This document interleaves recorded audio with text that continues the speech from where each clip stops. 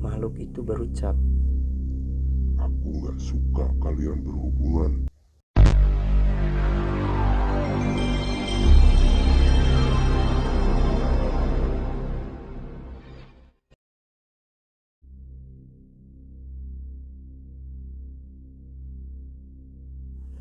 Assalamualaikum teman-teman, apa kabar kalian semua? Semoga kalian semua selalu dalam keadaan sehat, diberikan rezeki yang cukup, dan selalu dilindungi dari wabah yang sedang melanda dunia saat ini. Di video perdana ini saya akan membacakan cerita dari Restu Wiratmaja yang berjudul Khonjab. Terima kasih untuk Restu Wiratmaja yang sudah mengizinkan ceritanya saya baca. Demi menjaga privasi tokoh-tokoh yang ada di dalam cerita ini, nama-namanya akan disamarkan. Dan cerita ini mengisahkan tentang teror seorang mantan kekasihnya Caca dulu yang dilakukan oleh Dian. Di sini saya akan bercerita sebagai Caca. Seperti apa ceritanya? Mari kita simak. Namaku Caca sebagai nama samaran. Aku seorang mahasiswi di salah satu universitas negeri di Medan. Aku berasal dari kota yang lumayan jauh dari tempatku kuliah. Bisa memakan waktu sekitar 4 sampai dengan 5 jam.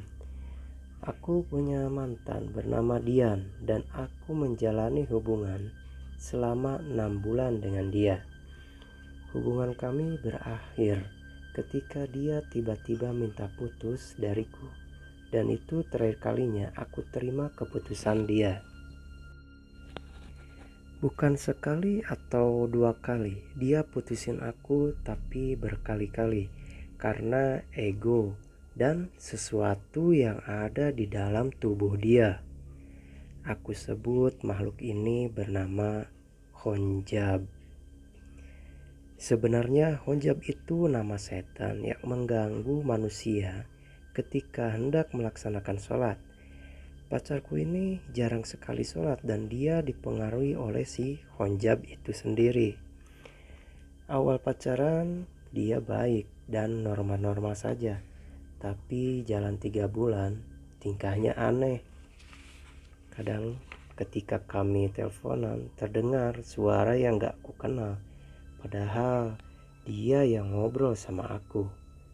Aku curiga dan ngerasain hal yang janggal, tapi ku tepis jauh-jauh karena aku gak mau mikirin aneh-aneh. Ada satu momen dia mengunjungi kosku di Medan. Di situ dia terlihat biasa saja. Sekitar jam 10 malam harusnya dia pulang, tapi entah kenapa perasaanku gak enak. Aku ambilkan minum dan tiba-tiba matanya menatap beda. Matanya merah dan kepalanya digerakkan ke kiri, ke kanan dengan layu. Dia merokok, tapi rokoknya sudah mau habis. Dia kunyah dalam keadaan rokoknya masih hidup. Aku takut. Aku langsung suruh muntahkan, tapi dia menolak. Tiba-tiba dia belai rambutku dan berakhir di pergelangan tangan. Dia mencengkram sampai menimbulkan bekas dan itu sangat sakit. 3 hari tanganku tak bisa digerakkan. Tiba-tiba dia sadar dan tidak tahu menahu kalau yang ngelakuin dia. Kembali dia dirasukin lagi dan kali ini makhluk itu berucap, Aku nggak suka kalian berhubungan. Cepat putuskan atau kucelakakan dia. Aku kaget. Terus aku tanya sama makhluk ini, kenapa kamu tidak suka? Kau kira aku takut dengan makhluk semacammu ini? Lalu makhluk itu bilang, Gara-gara kau, dia rajin sholat. Aku tak bisa lagi makanmu dan dia ingin mengunciku di satu tempat. Aku tak suka dengan kau.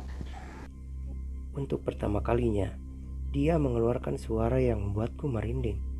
Singkat cerita, setelah menontonku sadar, aku pesankan ojek online dan aku suruh dia pulang. Keesokan harinya kami teleponan seperti biasa dan lagi-lagi dia berhasil kendalikan mantanku dan dia bilang, Aku akan datang ke mimpimu. Aku bakal buat kau tidak tenang di rumahmu sendiri. Aku akan buat semua yang ada di dalam rumahmu mengganggumu. Ucap. aku langsung matikan telepon dan benar saja, tiba-tiba aku merinding. Hawa kamarku menjadi panas padahal kipas angin sangat kencang. Aku coba tidur tapi tetap tak bisa.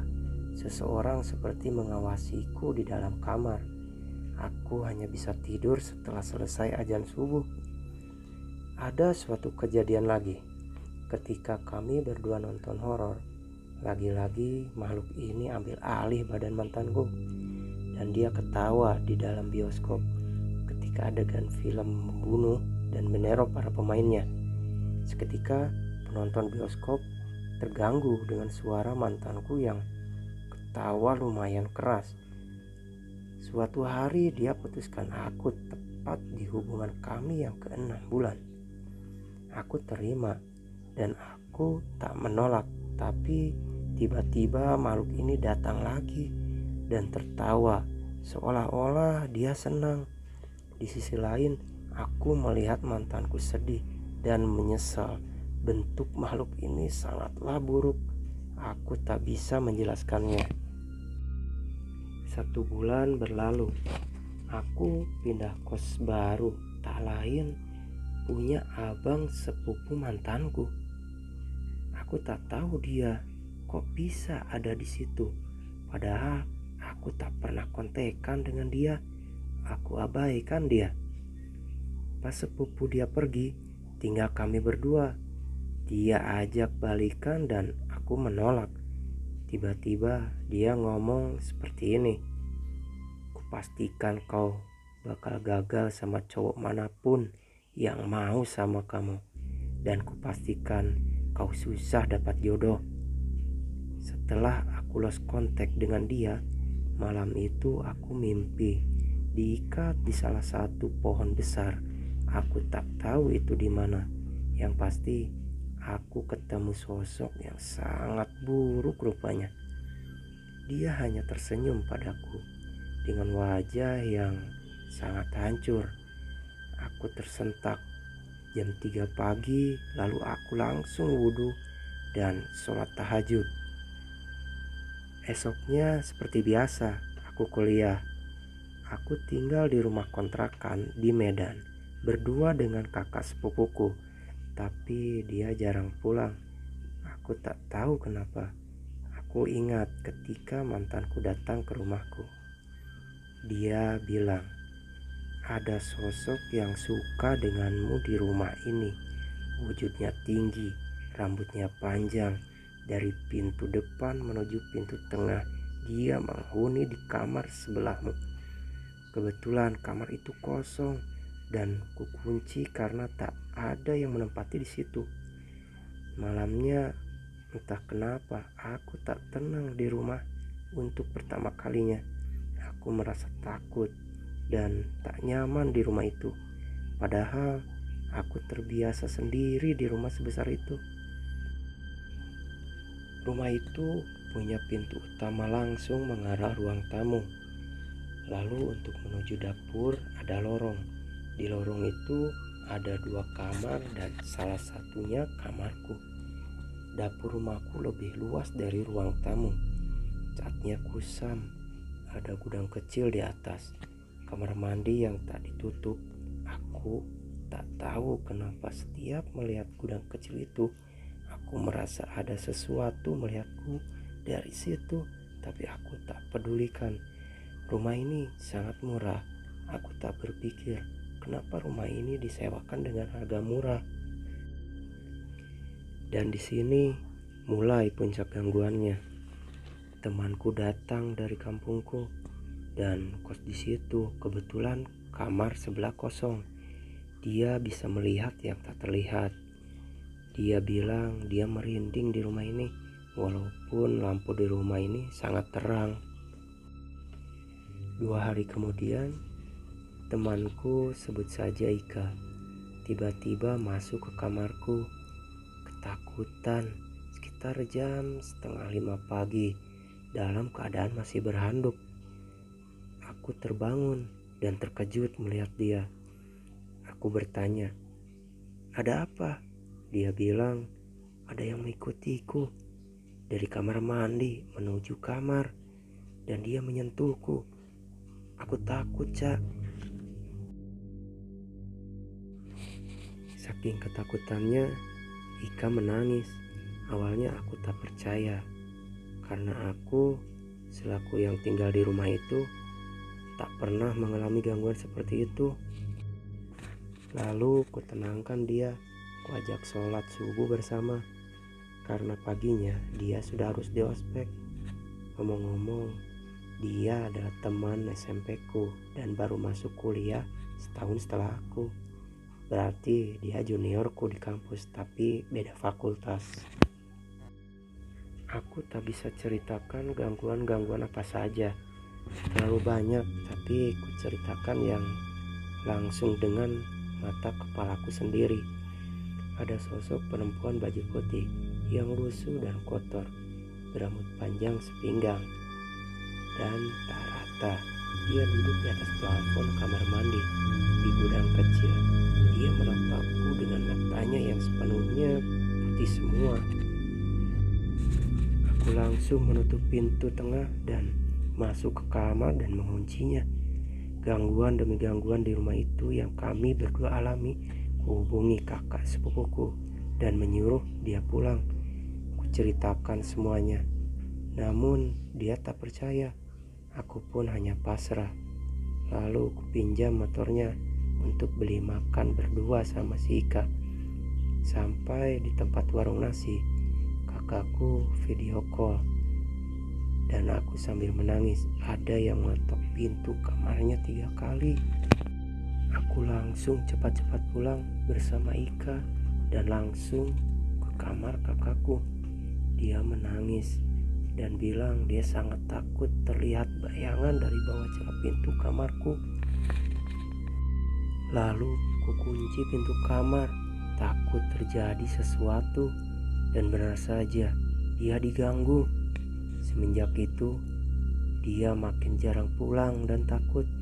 Aku juga tak tahan dengan gangguan-gangguan ini.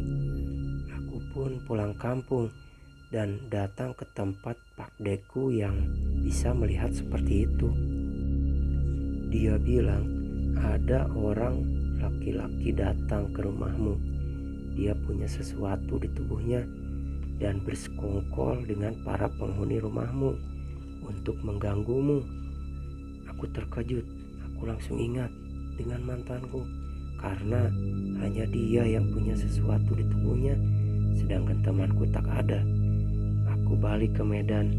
Aku taburkan sesuatu yang disuruh Pak Deku berkeliling di rumah.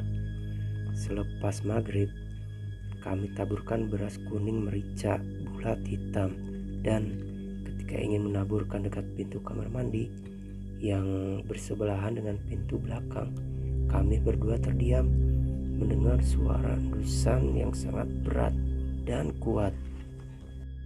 Kami pikir ini akan berakhir, ternyata tidak.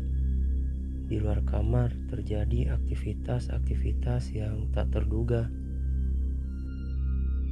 Itulah salah satu cerita dari Restu Wiratmaja yang berjudul Honjab. Terima kasih kepada kalian yang sudah mampir ke channel ini, dan jangan lupa subscribe, like, and comment agar channel ini semakin berkembang. Terima kasih untuk semuanya. Wassalam.